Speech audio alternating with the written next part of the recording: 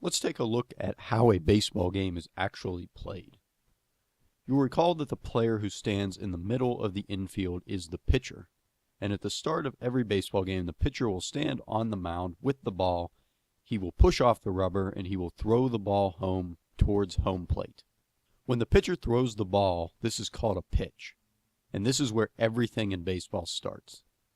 At this point, the batter will have only a fraction of a second to make a decision. Should I swing or not? If the batter does swing, either he will hit the ball or he won't hit the ball. If the batter does not swing, the pitch will either be called a ball or it will be called a strike. And that is what this video is going to be about, balls and strikes. We'll come back to this flowchart a few times, so hopefully it'll help you keep everything straight. When the batter does hit the ball, there are a lot of different things that can happen, but in this video, we're just going to focus on these bottom three scenarios. So here we have our batter at home plate. Sorry about the white background. I tried to reverse the colors, but if you make this batter white and the background black, he starts to look like the devil. So in order to avoid frightening the younger demographic, we'll stick with the black on white.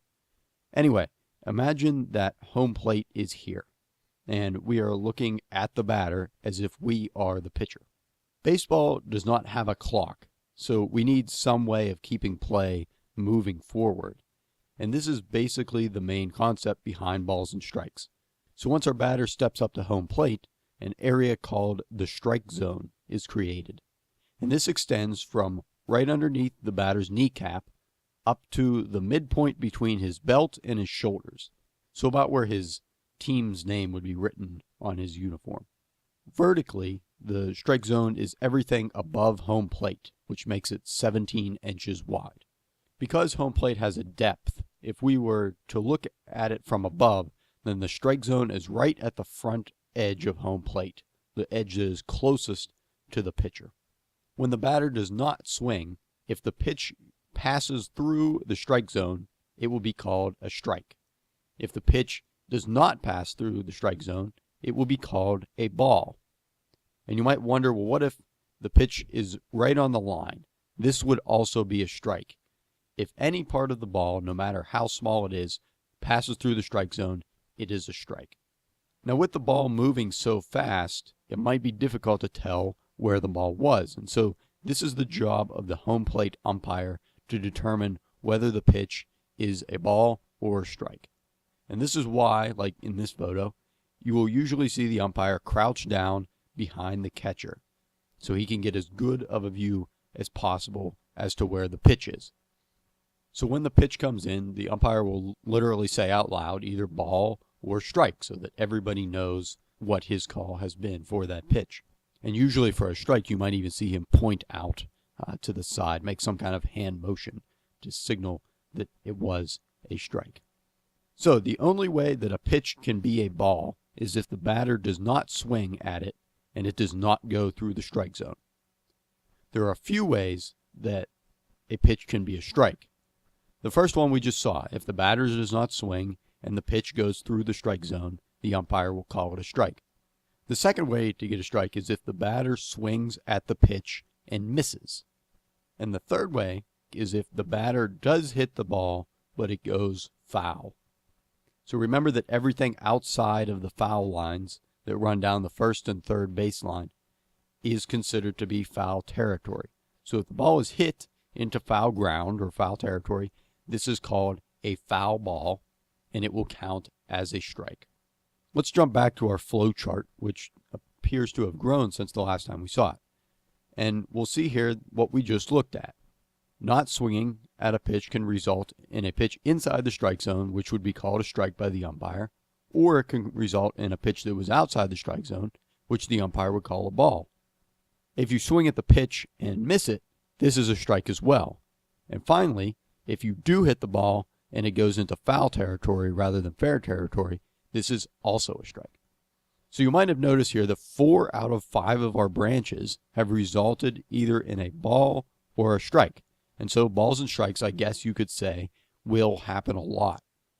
You'll probably see over 200 pitches in every baseball game, and the vast majority of them will either be just called balls or strikes rather than pitches that are hit into fair territory or result in something else. I said earlier that balls and strikes exist to keep the game moving forward. So let's take a look at how that works. This is with something called the count. Oh, sorry, not that count. There we go. The count refers to the number of balls and strikes that a batter has seen during his at-bat. And the way that we say this is the number of balls and then the number of strikes. So if you watch a baseball game on TV, and especially if you listen to one on the radio, you will hear the announcer constantly saying something like, there are 2 balls and 1 strike, or the count is 2-1. And if you are watching on TV, usually in the top corner of the screen, it will display the count numerically, 2 balls dash 1 strike. So where does this end? Or I guess you could say, how high can the count go? Can you have a count of 10 balls and 8 strikes? Well, the count will continue until the end of the at-bat, which will be the result of a strikeout, a walk, the batter hitting the ball, or, well, there's a bunch of different ways other than this. But as far as balls and strikes go, let's look at these first 2, strikeouts and walks. A strikeout happens when the batter receives 3 strikes in his at-bat. This will be called an out, which is another key element to keeping a game of baseball moving forward that we'll look at more in the next few videos. A strikeout, or any out, is what the pitcher is trying to get, and this is what the batter is trying to avoid. So the last thing to say about a strikeout is that the 3rd strike must come either on a called strike or a swing and a miss, which is also called a swinging strike. This is another way to say that you cannot strike out on a foul ball. If you have 2 strikes on you and you swing and foul the pitch off, it would essentially mean nothing, and you would just get another pitch. Even if you foul off 10 pitches in a row or 100 pitches in a row, or theoretically you could stand at home plate and foul off pitches for the next week, you still would not be out. Although, like everything else in baseball, there is an exception to this, and this is if you are attempting to bunt. A bunt is when a player does not swing at the ball, but instead he holds the bat out and just tries to tap the ball forward a few feet. So here is a batter who is trying to bunt. You can see that he's moved his hand up on the bat, which will make it easier to bunt the ball.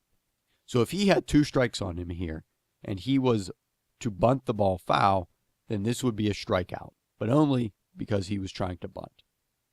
As for a walk, this means that the batter has had 4 balls thrown to him, which means that he basically gets to become a base runner without even having to do anything. He just had to stand at home plate and resist the urge to swing.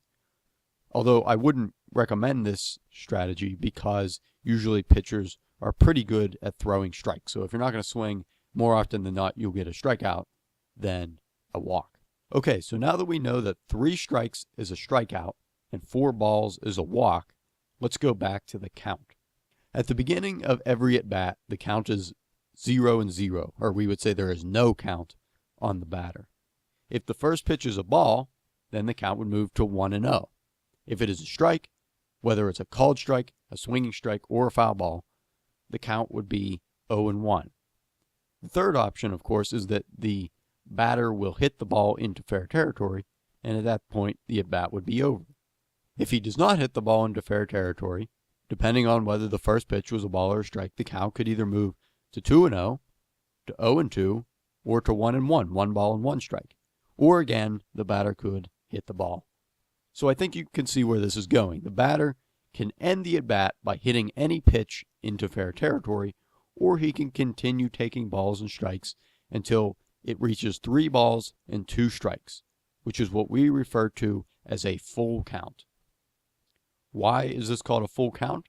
Well, the next pitch, if it is a ball, the batter will walk.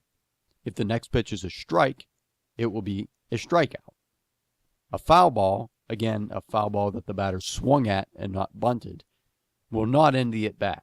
And this is why, or at least one of the reasons why, as you may have heard, that a baseball game could potentially last forever. Or finally, of course, the batter could hit the ball into fair territory. In other words, once you reach a full count, there is a pretty good chance, well, 75% chance in fact, that the next pitch will end the at-bat. So again, let's go back to our flow chart. Everything in baseball starts with the pitch. Either the batter will swing or he will not swing. If he does not swing, either the umpire will call a strike if the ball was in the strike zone, or he will call a ball if it is not. If the batter does swing and he misses it, it is a strike. If he swings and he hits the ball into foul territory, this is also a strike. The balls and the strikes are added up in the count, which is 0-0 at the beginning of every at-bat and can work its way up to a full count of 3 balls and 2 strikes. 4 balls and you walk, but 1, 2, 3 strikes and you are out. So that's a lot of info, and while it probably still seems really complicated, especially if you're brand new to baseball, I promise that after watching 2 or 3 games, balls and strikes will become second nature to you.